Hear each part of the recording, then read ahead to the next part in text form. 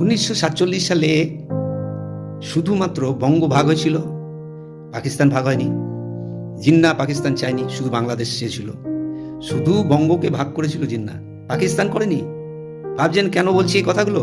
তার কারণ হলো গিয়ে হিন্দি চ্যানেল থেকে নিউজ, যে কোনো বাংলা মাধ্যম, যে কোনো খবরের সংবাদ মাধ্যমগুলো, তারা শুধু বাংলাদেশি ঘুষপেটি ডিবেট করে যায়। এমনকি উত্তরপ্রদেশের পুলিশ মেশিন ঠেকিয়ে নাকি বলে দিচ্ছে যে তুই বাংলাদেশি। তাহলে সেই মেশিনটা একটু এই ইলেকশন কমিশনের কাছে পাঠিয়ে দিন, অনুপ্রবেশকারী ধরতে পারবে তাড়াতাড়ি। এত লম্বা লাইনে হেয়ারিংয়ে দাঁড়াতে হবে না। বলছি কি, এই পাকিস্তানি হিন্দি উর্দু বললে পাকিস্তানি ঘুষপেটি, এইটা নিয়ে একটু ডিবেট করলে আমরা খুশি হতাম আর কি, ভারতের বাঙালিরা। নাহলে আমাদের একটুখানি ইতস্ত বোধ হচ্ছে যে আমরাই কি শুধু ঘুষপেটি, আমরাই মানে বাইরের রাজ্যে কাজে গেলে বাংলাদেশি ঘুষপেটিও। যারা হিন্দি উর্দু বলে তাদেরও তো পাকিস্তানের ভাষাটা তো হিন্দি উর্দু, পাকিস্তানি ঘুষপেটি কেন হয় না? বাঙালিরা যারা বুঝছো না বিষয়টা, একটু বোঝার চেষ্টা করো।